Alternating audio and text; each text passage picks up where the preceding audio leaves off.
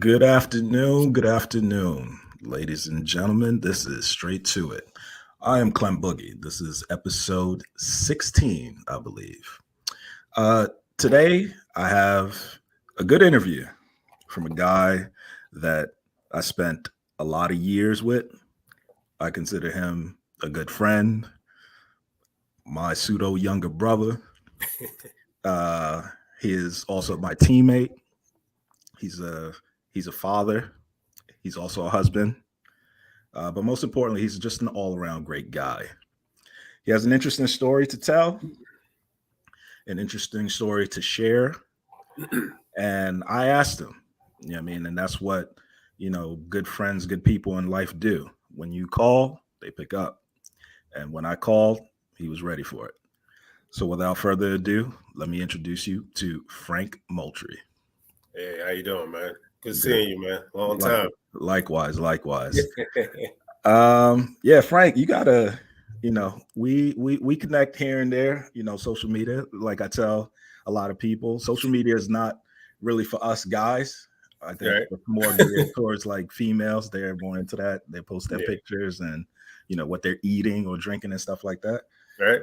But yeah, like I said, I reached out to you even before I started the whole podcasting, venture, and I asked you if you would step in it. So you didn't hesitate. You said yeah, but Yeah. obviously life happens. We're all grown ups. Things happen.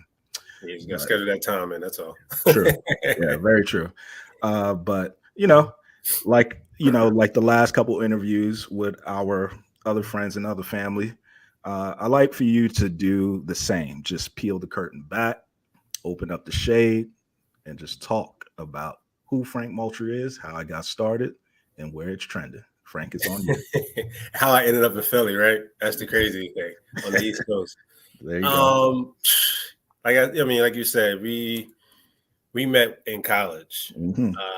My freshman year, you was already there before I was. So, when you get recruited, to a basketball team, you pretty much that's your that's your start off circle, and then you kind of branch off from there. So, Hmm. you know, um, let me start from the beginning on, and then we'll end there. We'll segue there, and then end into my later entrepreneur and other stuff that. Yeah, it's on you. But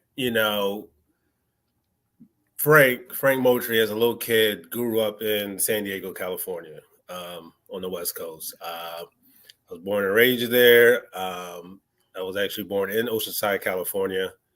And living in California, I grew up playing soccer. I mean, you had games and you had a sport, and being, a kid from an ethnic background, my dad, is actually from South Carolina, but his grandfather is from, Kingston, Jamaica. My mom is from New Delhi, India.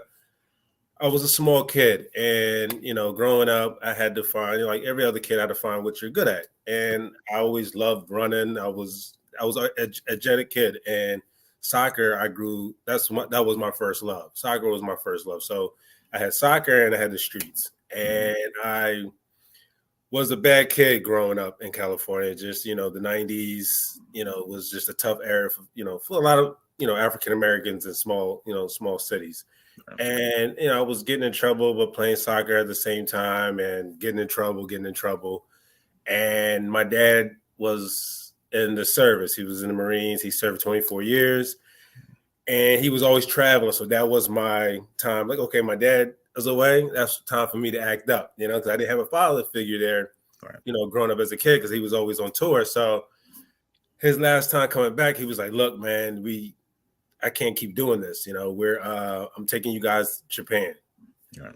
And I end up leaving California at the age of 10 and moved to Okinawa, Japan, which at first, as a little kid that's 10 years old, all you do is see TV and you see these foreign countries and you're like, I'm not going to Japan.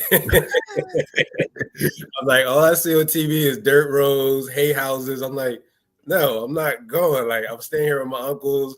Like, no, I'm not going. But that was like, no, this is where you're going to go. So I end up going to Japan, and I spent 7 years there. Mm-hmm. I grew up in Japan, spent 7 years there, and I tell you this, JR, that was the best time for me Right. as growing up. Just because, it's a melting pot, man. You got kids that's in, Air Force, Marines, Army, Navy, Mm-hmm. mixture of kids, man, and you just learn how to, interact with different kids, different race, and you learn that, as an early kid, you learn that you can communicate with different people, and you can relate to different people, Right. and you're able to embrace learning. Like Jeff said, his kids, you can, as a young kid, you can embrace learning from, from a different ethnic background. Right. It's not like you're going to, when you come to the States, it's like they straight, making fun of a certain person or a certain way somebody does a certain thing. But living over there, you learn how to embrace it, and you learn about that different culture, and you learn different things. And you learn how to communicate, and you learn, okay, this is how this person, responds to certain things. So as a kid, that was the best thing for me, but at the same time, I wasn't able to enjoy like schooling as like everybody else, because like I said before, I had a soccer background. So Mm-hmm. once I played soccer over there for about 2 years, I got picked up by the academy. So that's all I did was train Mm-hmm. in school. Right. Train in school. And what you see nowadays with these Europeans and people that's from overseas, once they find out that child's craft and what they're good at, Right. they go all in. Mm-hmm. Go all in, you perfect that craft. And that's what I did in Japan. It's been 7 years over there. I have a lot of friends now that's scattered all over, United States, people that's also still overseas as well. And I still keep contact with them. And my Mm-hmm. kids are like, Dad, how you know all these people? I'm like, my dad's been in the military, I traveled a lot. Mm-hmm. As well, being in soccer, we traveled to different little countries here and there to play different tournaments and play different countries and everything like that. Mm-hmm.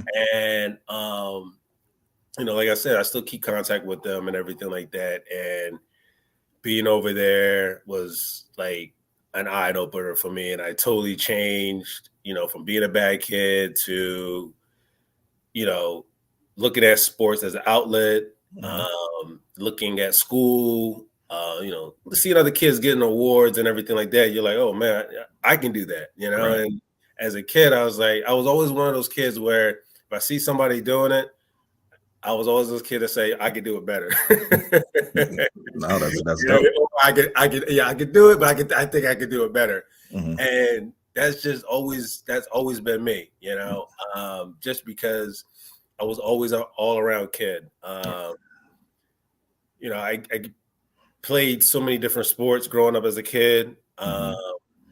But at the same time, when you're in a neighborhood and you're the smallest and the fragile and the skinniest, you don't get picked a lot. Yeah. You don't get picked a lot. And that was always my motivation, was my uncles, because when my dad actually moved to California, all his family was actually in South Carolina. So he ended up moving all of them to California, and Mm-hmm. they were like basically raising me, when my dad was out of town or he was in a different country. So, and my uncles at that time, they were like 17, 19, 20 playing sports as well. But Mm-hmm. they're like, oh, we don't want nephew to get hurt. So let's not throw him the ball. Let's not do this, not do that. So I'm like, that always motivated me. I'm like, dang, like, and I was always losing in them. Video Right. games, basketball, whatever sport it was, I was always losing. So losing was, that's what motivated me, because I lost so many times. I hated that feeling. Mm-hmm. And that was, throughout life, that always motivated me, because I didn't want to lose anymore. Like I took enough L's as Yeah. a kid, and that just, that motivated me as well. But going back to Japan, I left there at the end of '97 Okay. and came to Philly, but actually outside of Philly, which is like Warminster, Southampton area, is like suburban area, which is probably about 15, 20 minutes from Philly. Yeah. And I can tell you this, Jared, once I landed in Philly, I'm like, okay, I'm moving to the city of Philadelphia. This is going to be a cycle back to again, me going back to the inner city. Mm-hmm. And when we actually landed and we took 95 to Warminster, I saw the big bright lights in Philly. And then we just kept driving and driving and driving. And it started getting darker and darker and darker. I'm like, all right, where are we going? And I come to the suburbs of Warminster, which / Southampton. Mm-hmm. As a kid of 16, I think I was 15, 16, I was, and it was a shocker. Mm-hmm. Just because I'm coming to a place where it's about 5 minorities in a school. Yeah. Being a new kid. Mm-hmm. Being a kid that's from the West Coast and being a kid that grew up mostly overseas and trying to fit in. Right. As a minority, that's the weirdest thing. Right. Being an African American and trying to fit in to an African American crowd was just like, it was tough. Right. Because I was different. I dressed different. I talked different. But the only thing that brought us together was what does brings all African Americans together? Sports. Yeah, you're right. And it was tough in the beginning because they asked me, "What sport do you play?" I'm like, "Soccer." Like, that's what I play. Like, that's and they're like, "Soccer." I'm like, "Yeah." It's like, but I play basketball and football. Like, I could play those sports, but soccer is what is my main sport. They're like, nah.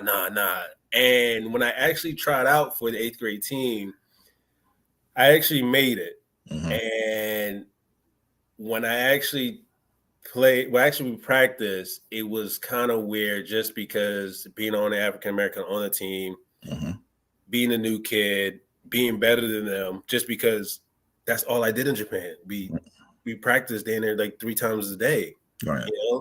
That's all so I knew everything of the sport, and I was better than these kids. And they started icing me out. And I felt as though it was like, I can't keep playing this if they're going to keep icing me out. Like I told coach, I was like, I love the game, but I didn't want to deal with the on the field and off the field and antics. That was going to be tough for me as a kid. So I was like, you know what?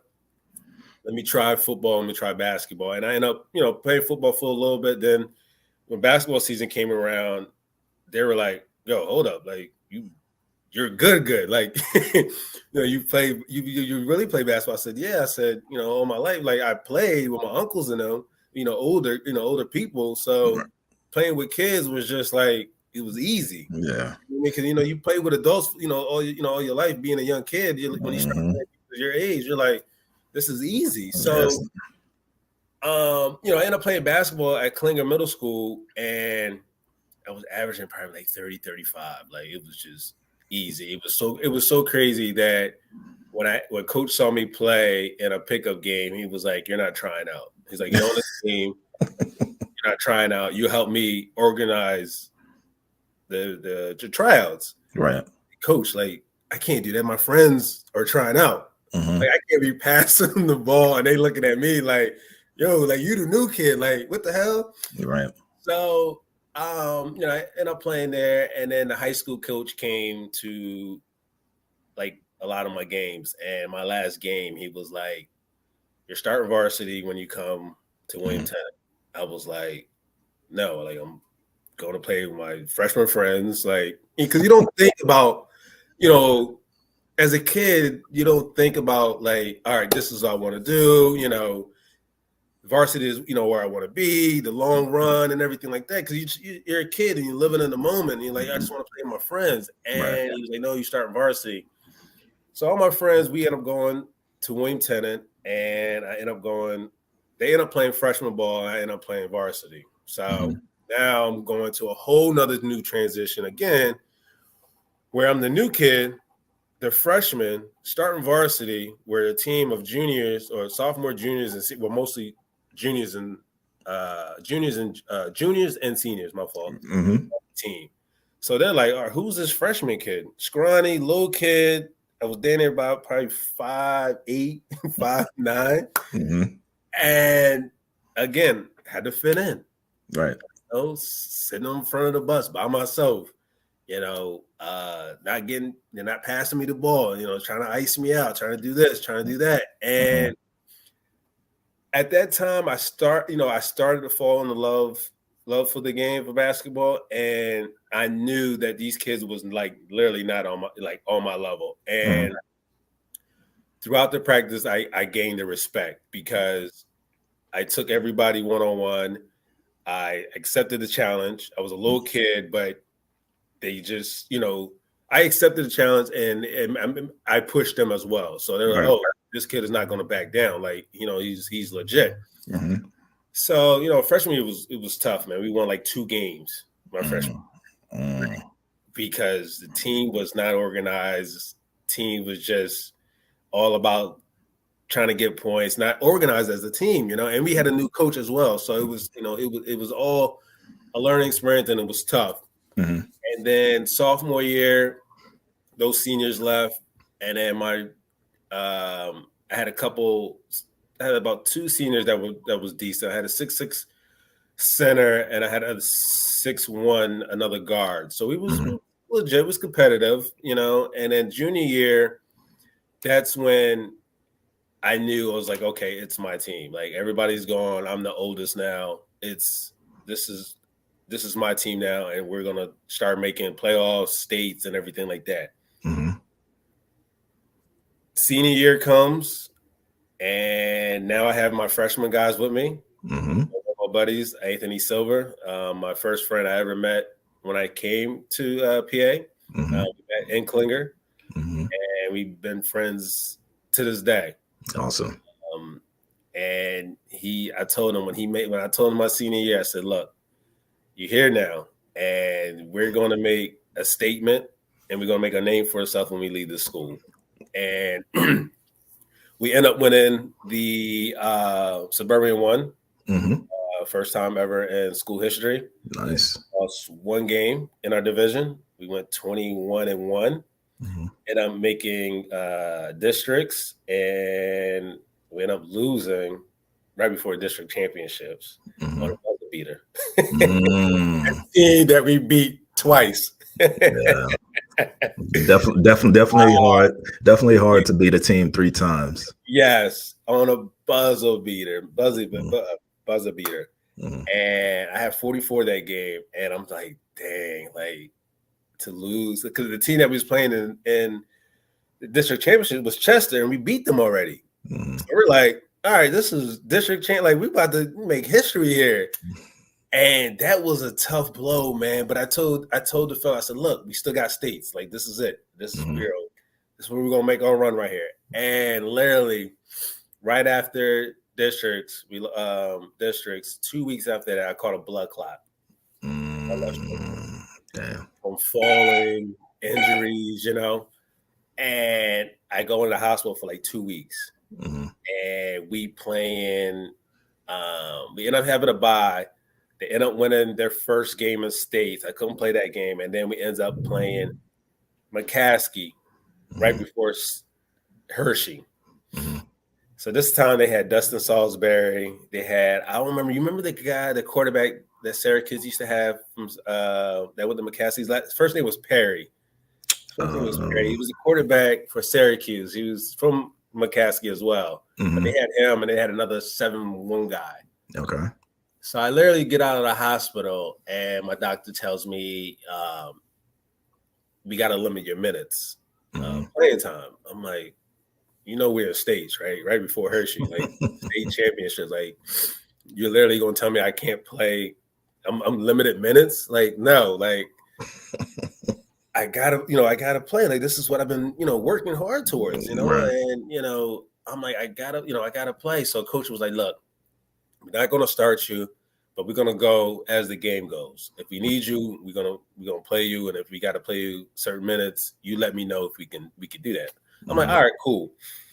So, we end up losing by like 10, it was my senior year. It was heartbroken, to lose to a team that that you could have beat if you would have got your full potential. Right. But I knew that I left a statement for William Tennant. End up being the men's all-time scoring champ on that team, most Nice. threes. And I made a lot of history at that school, for basketball. Me and Anthony, we just left a statement for that school, winning, the Suburban won for the first time, making districts, making states, and, being a kid from out of nowhere, averaging 25, points at a Suburban one William Tennant school, Right. It was a blessing, and I'm glad that I was able to leave memories, for my high school friends throughout those years. Just because that senior year, it was something that nobody experienced, for that school. It was just a roller coaster. It was fun.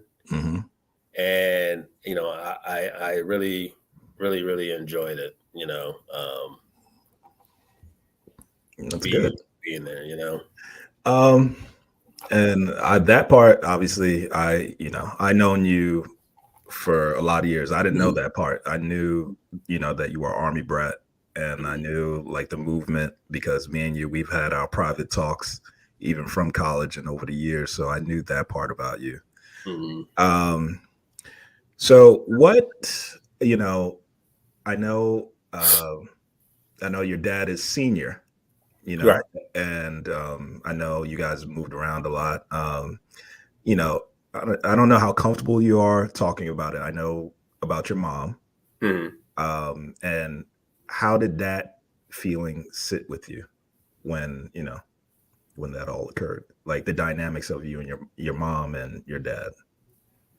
Meaning like, the moving around and adjusting, and also the culture, because she's it's two different strands, right? Right. Yeah. So I mean, the moving around was in the beginning was kind of tough, just because you're moving like every 3 months, every 2 years, every year. It just depends on your father's or your mother's orders, and everything like that. And the first couple of times it was tough, just because you meet friends and you're trying to grow with them, and then you're moving. You're like, oh my God, you gotta tell your friends, hey man, I'm about to move. And back then we didn't have cell phones, we didn't have any communication. So the only thing that we could do is write the previous address. So I'm like, yo, let me get your address before I leave, so I can at least write you, or try to call, write you, so then I can give you my phone number, and then we can, converse, on the phone and everything like that. You're right. But that was the toughest part, just moving. Like the first couple of times, it was just tough, just because you're meeting friends and then you're moving. But then after a while, I'm just like, oh, this is my way to grow my friends list. I can have friends from all over. Right. So I looked at it that way. And when I did, I'm like, man, I tell my kids now, I'm like, I have friends in Germany. I have friends in Hawaii. I have friends in North Carolina. I have friends in California. Like, I can go visit these different places, just because I have friends, in these different locations where, we have a relationship, we can talk about old times and growing up as a kid, and, you remember this, you remember that, and things like that. So that was the only toughest part. But, as my mom, she's coming from India, and she has, she's a foreigner. She comes to the United States and doesn't know anything. My mom didn't drive until she was 40.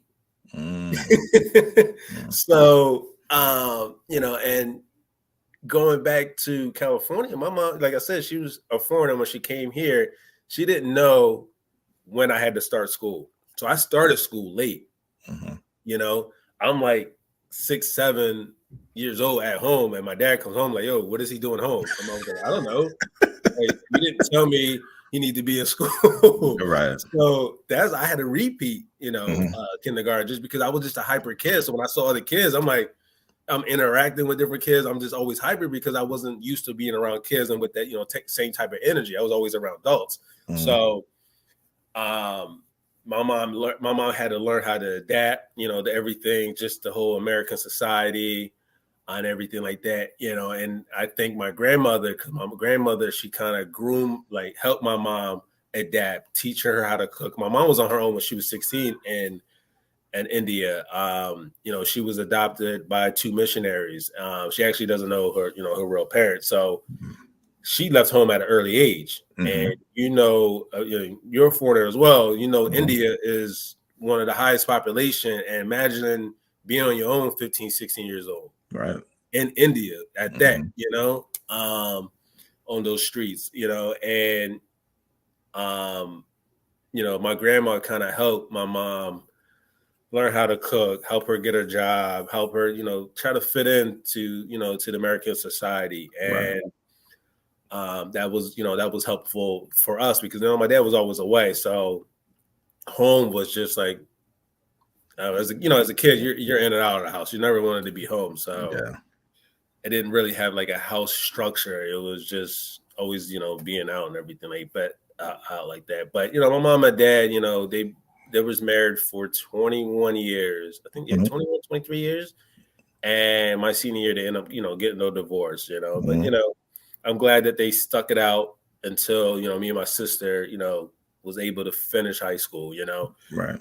just because, you need a father and a mother at home, to help you, groom you, Mhm. try to, still, certain foundations in you. And Mhm. you know how to, when you get older, you know how to raise a family, Yep. 100%. Yeah. So to our favorite part, Hmm. talk about Kutztown. Oh my God. Kutztown, man. I tell Uh, you, look, man. the good old college years. Yeah. Hey, man, it was fun until y'all left. It was fun until y'all left. But getting to that, man, I guess getting to that, that's Kutztown was an interesting place for me. Coming out of high school, I was recruited, by a lot of ACC schools, Mhm. um, Florida State, UCLA, Morgan, a lot of top schools. But when you're a kid in high school and you're on top of the world, especially Mhm. being from the suburbs where this never really happens, you at a high pedestal. I mean, they hold Mhm. you all the way up here. So I'm like, all right, my coach is going to help me. My guidance counselor is going to help me with this because at the time, I was living with my dad, so he was working two jobs. He was in the military and then working at Wawa at the time because he was a manager. So Mhm. I'm thinking somebody's going to help me Right. navigate and stuff like that. And as the summer goes by, I'm working out, I'm training, I'm going to different colleges, I'm working out. And they're like, okay, we're gonna start sending you letters, assign a letter of intent, da da da. And knowing me, I'm like, all right, I'm thinking I'm gonna get all this help, and I don't. So literally, I think a month before school starts, my mom calls me. And at this time, my mom living in New Jersey. And she's like, did you pick a college? I'm like, nah, not Nah. yet. I was like, nah. I was like, I have all these letters, like, but I haven't, no Mhm. coaches came to, sit down with me, say this and that, or my high school coach or my guidance counselor didn't tell me we need to start picking schools. So my mom was like, all right, I'm gonna come down. We're gonna go through these letters. I had like, back then we used to hold those letters in The shoe boxes. Yeah.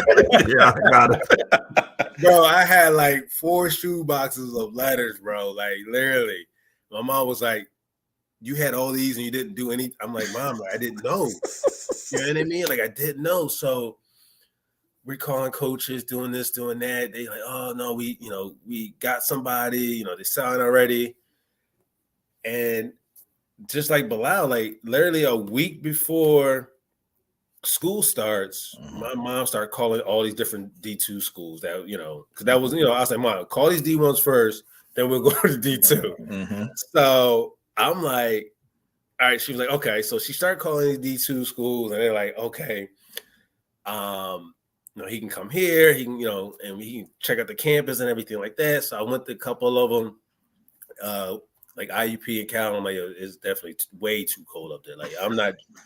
That's far. Like, that's that's Yeah, that's that's that's out there. way up there. Like, Mhm. And so she ends up calling Driscoll, which is the coach at Kutztown, Mhm. and the crazy story is he came to one of my games to recruit somebody else. Okay. And so he already seen me. Mhm. So he was like, yes, I'll take him. And I'm like, all right, so let me go up there and visit, see how the school is. But he didn't tell me he had Jeff, Mhm. Ty, he had a lot of guards. Yeah, yeah, the Brickies boys were there. Right, yeah. So I'm like, all right, I'm thinking, I'm going to come in and start. Like, you know what I Mhm. mean? Like, because that's my whole career. I just been starting. Right. So I'm like, all right. So I told my mom, I was like, yeah, let's this is, I'll go here. So it's on a letter of 10, and I'm going to Kutztown. Now, when I get to Kutztown, like I said before, new kid, fitting in. I didn't know nobody, you know. Mhm. Dietrich Hall, D Block, what they called back in the day, which is all Mhm. the all the inner city Philly kids, that's what they call it, D Block, like the grunt of everything. Mhm. And the good thing was Driscoll, he did pair me up with Jeff and Ty that lived, Jeff, Ty, and Al Mhm. lived Yep. on that first floor. And they were actually my, what they call them back then, hall monitors, or what do they call Like them? sweet mates. You guys were like sweet mates because That's y'all were sweet in mates. Remember, quads. Yeah, I was they in were like, quads. because remember they was like, they're like, they monitored like the whole hall. Oh, the RA. Yeah, that's what it was called. Yeah, it was They like were the the RA. RA. So Yeah. that was, so that was kind of connection. Like I saw him on the court, Mhm. practice, and then I get to see him, like through classes and stuff like that. So that was a helpful thing. Mhm. And so that's how I end up at Kutztown, man. Literally a week before school starts, and I had to pack everything on my car and drive up to Kutztown and put everything in there and just start all over again, which is not new to me. I've been doing that my whole life. Yeah. The funny thing is when I first met you, just like I meet all you guys, we meet each other on the basketball court. I forget this time. I don't know if it was similar to Bilal, where we went into Key Arena and we were playing because everybody, everybody that knows us, put it like this, that was like hollow ground for us. We would play from after we ate in the lunch, the dining hall, and then we would play till 11 o'clock, and everybody would look at us every night like, what the fuck is wrong with you people? Like, y'all Yeah, just playing for like 4 or 5 hours, but we didn't care because right. that was like our outlet. It was Yeah. either that or we would go out with each other, Mhm. uh, or playing video games or doing something. Right. I Right. think the first time I saw you, yeah, we were playing. You had came on the court. I think it was me, Jeff, Justin. We call him Beast, Mhm. and some other guys. And then I think it was you, Will, Yeah. and I Freshman class, think, our yeah, freshman crew. yeah, Yeah, you, and Will, and yeah, that and the crazy thing is, Will Kidd, T. Davis, yes, T. Davis, and yes, you remember Oates, yes, Rob Oates? light skinned kid, yeah, Yes, hmm, that was our crew. That was like my first friend of groups that I met, just because we were all freshmen hmm, coming in, and we met, and that's we met through our practices. But when you recruit to a basketball team, you whoever gets recruited, you kind of like yeah, mesh just with those people that right. get recruited. But go ahead. Yeah, I think it was one of those things where, like, it's easy, right? It's like riding a Mhm. bike because we all had that, form of commonality, playing Mhm. basketball, right? Yeah. So it was one of those things where we just played. And like I said, we would play. And by the time we knew it, it's like 11 o'clock and we had to Yeah. close up the gym. Mhm. But I say that to say this because I personally, I watched you grow up. I witnessed your tendencies as far as being a guy that couldn't sit his ass in one place. But I personally enjoyed it because, you know, I looked at you, I was like, you know what? He's with me. Mhm. I'm not gonna let anything happen to him. And I remember the first time me and you talked, it was just cool, nothing crazy or anything like that. I think we went down to Shorty's and went to the Mhm. bar, and like I paid for your drinks and stuff like that. Mhm. Like it was cool. But yeah, it was, it's always interesting dynamic looking back because you were talking about almost 20 something years back. And Yeah. like when I talked to Jeff, when I talked to Bilal, and now talking to you, like it's just crazy, right? Yeah, To- 03, 04, right. 05. You just retract that time and you're just like, God damn, we're getting old. But Yeah. like I said at the beginning, everybody now is in a different space. Everybody, God willing, is healthy, Mhm. and is just on a positive stretch and a positive path. Yeah. I know you're married, Mhm. and I know you've been married for 5-6 years, right? Mhm. Yeah. You Is it? lose track after a while. I know it was 2018. And yeah, six, yeah, Yeah, 6, 7, somewhere around there. yeah. Yeah. So yeah, I couldn't make the wedding. I was supposed to come to your wedding, but I ruptured my Achilles Yes. at that time. Still trying to hoop. Yeah, well, but uh, that was heartbreaking for me because I was just like, damn, I can't see my man walk down the aisle, Mhm. and I was sad. I know you guys had offered to get a wheelchair to wheel me around. I was like, no, no, I'm not doing that. But all I remember from all the memories that me and you personally share is that you you looked up to us, not that you were scared or anything like that, but you looked up to us because if there was ever a problem, you would ask. I Mhm. mean, it wasn't something that you were too proud about or too macho about it. It was literally something like we were your big brothers. Yeah. um Yeah. I mean, my whole life I always had most of my growing up, I always had older friends. right. Just because, I had my uncles raising me, so I always looked up to older people. Like I Mhm. just want to see how they respond to certain things, how they, go about, living life, what mistakes that they did, Mhm. and just learn from that. So when I went to Kutztown, yes, I had my, my freshman friends, but I was always with JR, like Mhm. you, Mhm. Hill, Mhm. Beast. Like me and Beast was like that as Right. at Kutztown. Who else was you, Beast, Hill, There's Val, Jeff, Jeff? Bilal, everybody. You guys were older, so you guys already had that experience, and you guys already went through some of the Mhm. things that I already went through. So if I was doing something, you would have been, hey, yo, nah, don't do that because this was going to affect certain things. Right. Yeah. Um, it wasn't that I looked up to you guys. It was just I had an old soul as well too, so we can communicate and relate to certain things. On a certain level. You Right. know. No, yeah, it was definitely a deep connection, especially from the names that you had mentioned. We did anything and everything with each other. And Mhm. that's what a lot of people, that were around us at that time would recognize and attest to. Yeah. Um, so for you now, being the person that you are, what are some of the highlights and what are some of the lowlights you've experienced thus far in your life? The highs right now. I mean, um, seeing my kids grow up, Yep. seeing them, come into teenagers, Hmm. seeing them finally saying, "Dad, you're right." When I'm trying to tell them certain things, Right. Hmm. just because we all, I mean, you don't have kids, but when you're an adult, you go through these things already. Right. Hmm.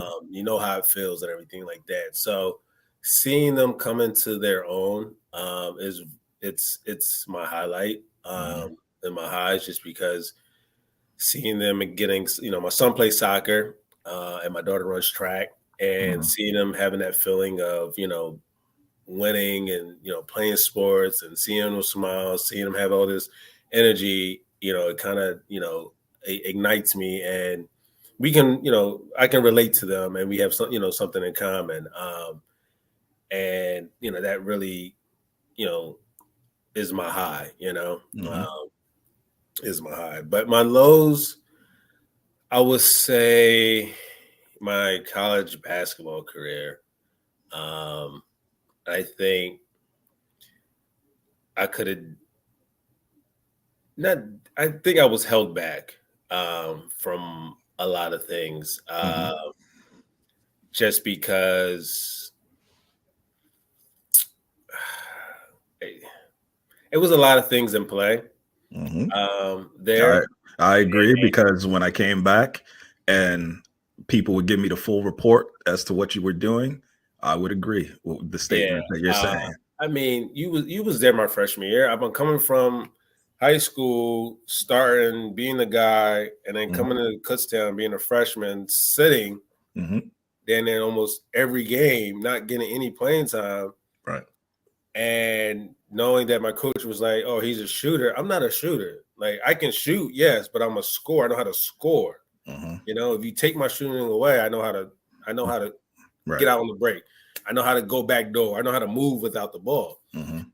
And so that kind of that freshman year kind of motivated me to be like, you know what, going to sophomore year, I'm going to really, kick in the gear and show Hmm. him that I can play.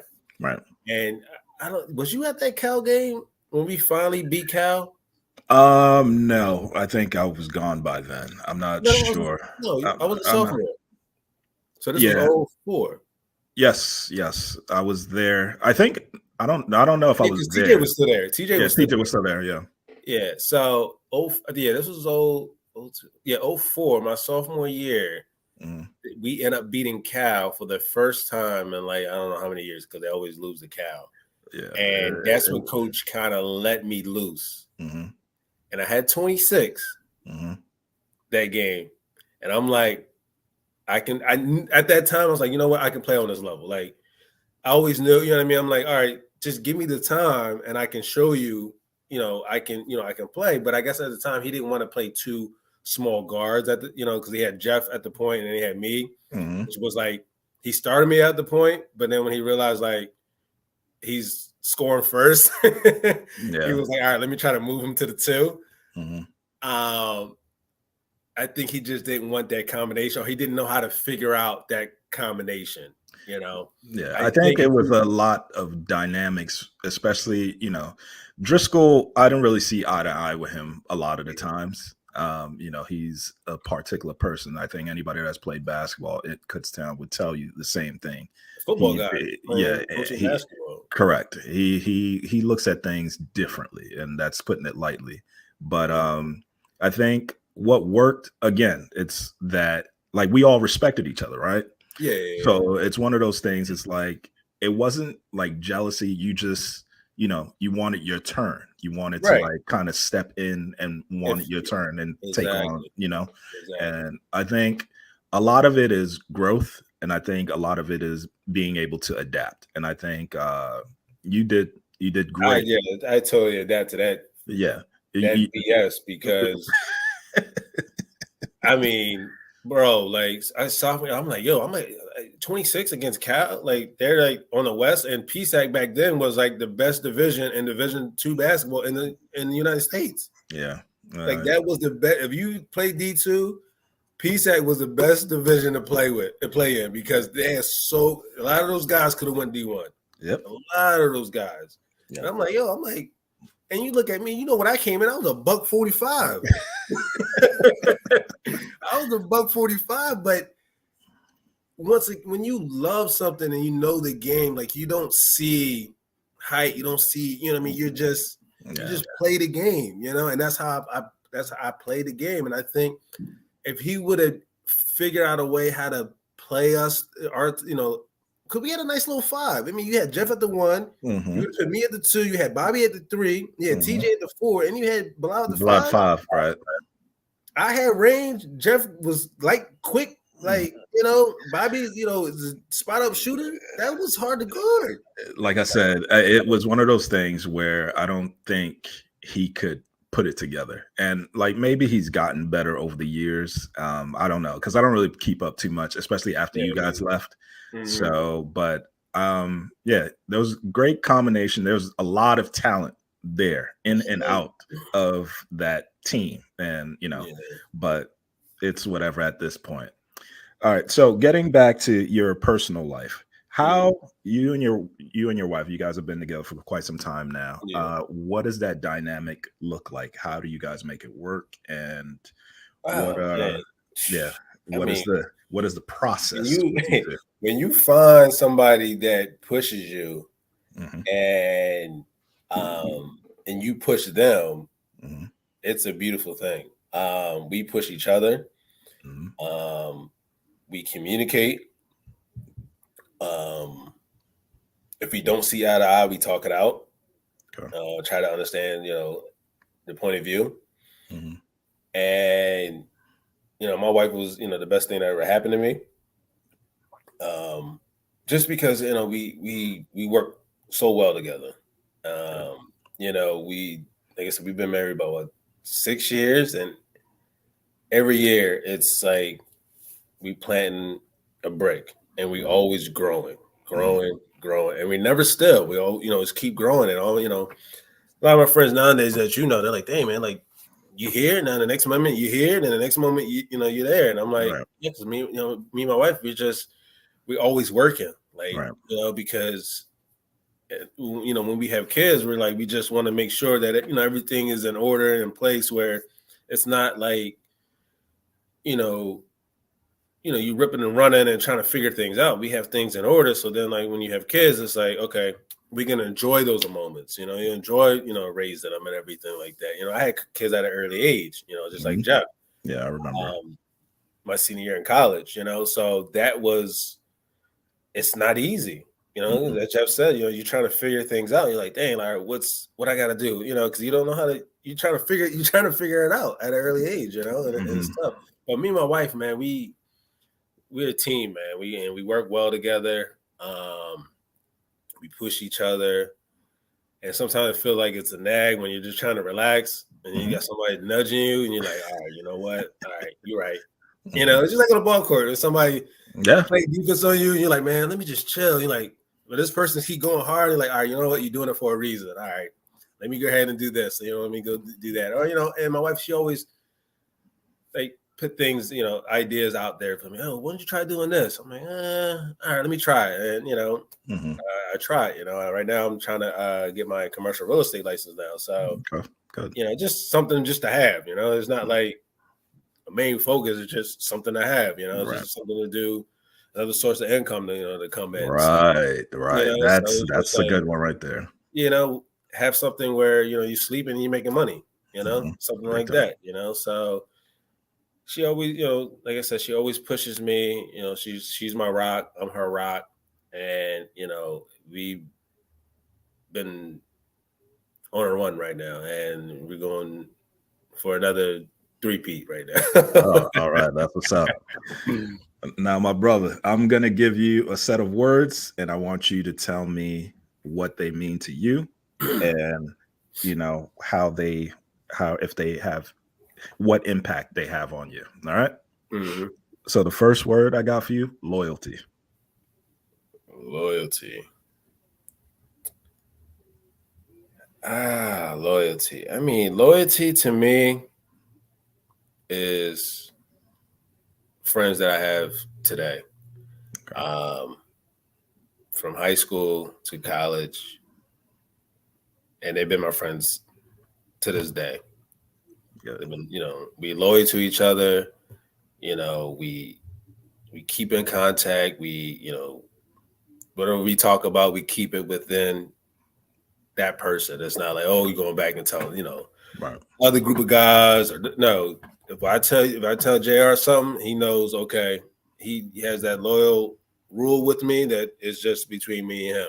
Right. And vice versa. My friend Anthony from middle school to high school, my friend Eric that lives in Rhode Island now, you know, that loyalty, friendship that we have, and to my college buddies now, Eric Hill, T. Davis, Will, Lowe, Hmm. you, Al, Bilal, Jeff, Hmm.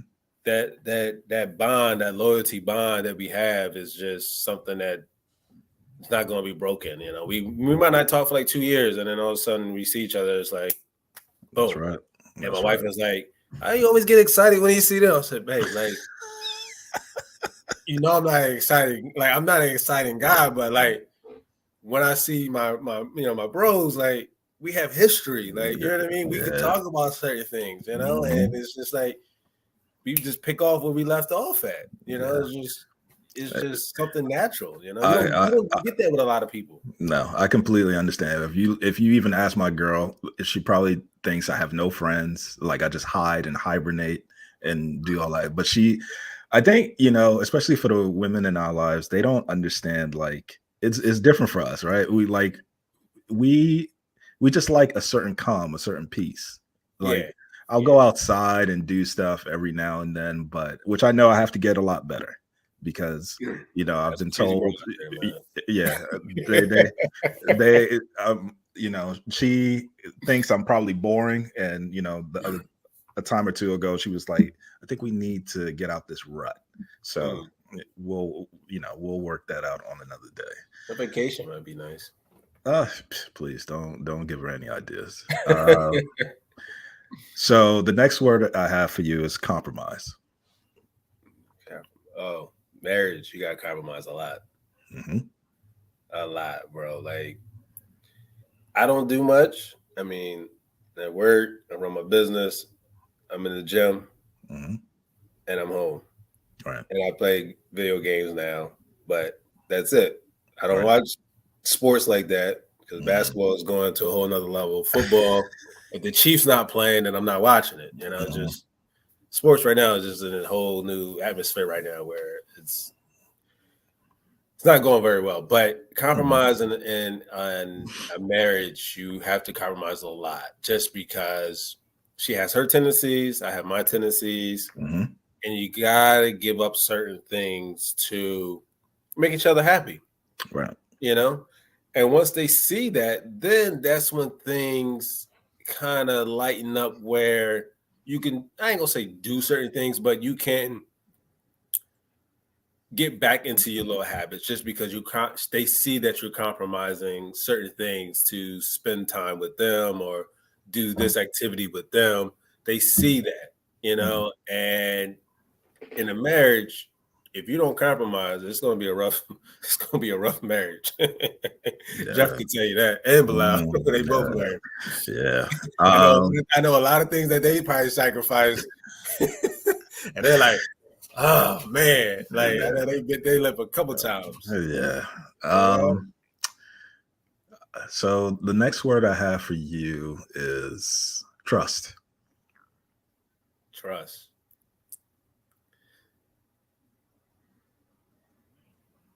Trust comes back to my friends and friendship that I had in high school and college again, man. Like Hmm. we trust each other. We had each other's backs. If we had an issue or something, even with somebody that's in our, friendship, Hmm. we'll talk to somebody about it before we even approach the other person. Hey, look, I'm, I having an issue or I having, some type of feelings about what happened or what this person did. Hmm. I'll get a feedback or that person will get a feedback and then approach their friends or our friends and say, hey, look, man, this was what's going on. It wasn't no I'm gonna fight you or anything like that. It was just we trust each other. Like it was just something that you learn through everyday living. Hmm. Something that you learn um, throughout the years, who you can trust and who you can't trust, you know. Hmm. I know I can trust certain people with certain information. I know I can trust certain thing, certain subjects with with a certain person just Right. because I can trust that person. Hmm. Um, so the question I have for you is always a hard hitting question. You at what are you going to turn? Obviously, today is your birthday. So if you're hearing 40. this, throw it in the chat in the comments. Happy birthday for Frank. You're going to be 40 years old, right? Yes. So, welcome to the 40 Club, first and foremost. Man, So, what would Frank Moultrie at 40 tell Frank Moultrie at 17, 18 years old? what would I tell myself at 18? I would have told myself to go with his first instinct. Okay. Dope. And my first instinct was go to UCLA. Dope. That was my first. I should have just signed and call it a day that summer. I should have. It was my senior year. Well, going into my senior year of high school, I went to a camp at UCLA. Mm-hmm. And when I went there, I kind of, I balled out. And the coach at the time was, I think his name was Laffy. It was something with an L. Mm-hmm. He was there. And I met John Wooden there. Mm-hmm. And I was the only kid to actually meet him because whoever won the MVP of the whole camp Got to meet him. got to meet him. Mm-hmm. So I had a nice conversation with him. And I forgot the coach name. I think his name was Latvi or something like that. And he offered me at that time to sign a letter of intent. Wow. A letter of intent. And this is before Bozeman went. I don't know if you remember Bozeman, tall, Scottie Pippen looking like guard. Yep. Mm-hmm. He went there. They ended up signing him that year. Damn, Frank. I don't know. So, I mean, if I would have went there, I probably would have been a whole new different regimen. I probably would have gained a little bit more weight. Mm-hmm. I don't know where that would have led me. Yeah. That I really don't, man. Like I knew if I would have went there, my whole future would have been totally different, man. Yeah. Totally different. But I ended up playing overseas in Iceland, Australia, and Canada, so I can't complain. Yeah. But I knew it probably would have been a different route. Yeah. if I would have went there, man. No, yeah. I mean, my 18-year-old self, man. No. Well, things have a way of coming full circle. Everybody loves to throw out cliches. If it's meant to be, it will be. And things happen the way that it was supposed to be, right?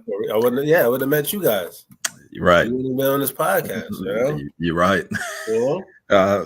You are absolutely right. So my final question is, what's more impactful to you? Love or respect?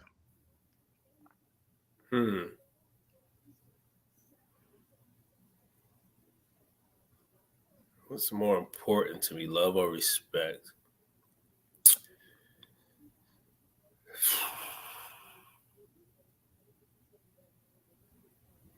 I would say my current age now, being my age now, I would say love. Okay. Just because respect is something that you gain throughout relationships and throughout friendships. Right. But love is an important aspect just because, not a homo, like when we all brothers. I love all my brothers, Right. Mm-hmm. And something happens to you guys, I'm gonna feel that, Right. I'm gonna be hurt about that. Mm-hmm. But at the same time, when we all met, we probably didn't all respect each other at the time because we didn't know each other. Right. That's something that grew on day after day, week after week, years after years. Like, all right, I respect JR. I respect Frank because he I know him now, and I respect him, and I know what his tendencies are, I just think love is something. It's more impactful just because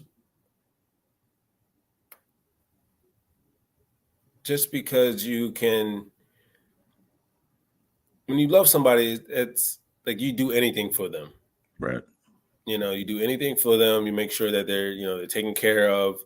If they hurt, you step in. Right. And I just think, being married, I think me and my wife falling in love was the first thing, and then respect kind of just grew afterwards because we had to learn each other. Right. I had to respect her boundaries. She had to respect my boundaries. I respect her space. She had to respect my space. So I think that's something that can be learned after love. Yeah. No, that's dope. You want to give a closing statement? Yeah, close statement. If you're watching this podcast, go check out my sports nutrition, physique club.com, where I have sports nutrition, daily vitamins, protein, health products as well for hair and face, and also gym apparel. If you love working out, you can check that out as well. Their website is fezek.club.com. You can go check that out. Facebook, Instagram, and also on YouTube. So you can check that out. And your first order would be 50% off once you sign up on the email list. And to JR, to our friendship for many more years, and we just keep growing and keep it in contact like we usually do. And I love the podcast. Love what you're doing.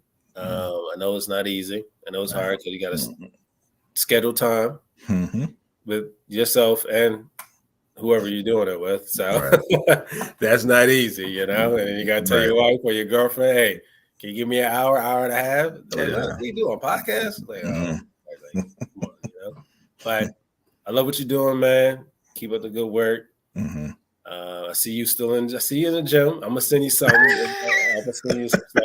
Don't worry about it. I appreciate it. Stay in there, stay healthy, man. Keeps you young. Yeah, it is. Keeps you young, Let me preface this by, I've known you for 20 plus years. I've known you, Jeff, Bilal, and a couple more characters that will soon be coming on the pod for equal amounts of years. In this life, it's not easy with what we all have to deal with. All the different transitions, all the, the traffic and things of that nature that comes with it our way. When we say, stay healthy, we really do mean it. Because, I don't want to be the one to write RIP. I'm tired of writing that. We've lost, I think collectively as people have lost enough. And, some older and surprisingly some younger. And, that's not a great space to be in. But, with all that being said, we're here today, but tomorrow's never promised. And that's in whatever aspect you do or what phase and how you receive it. Love more. I mean, it's easy to criticize. It's easy to push back. It's easy to hate. But, it don't take nothing to say I'm sorry. It don't take nothing to tell someone, I care about you or I'm here and I'm willing to listen. This episode, you've got to witness me talking to not only my friend, he is my brother. I love him.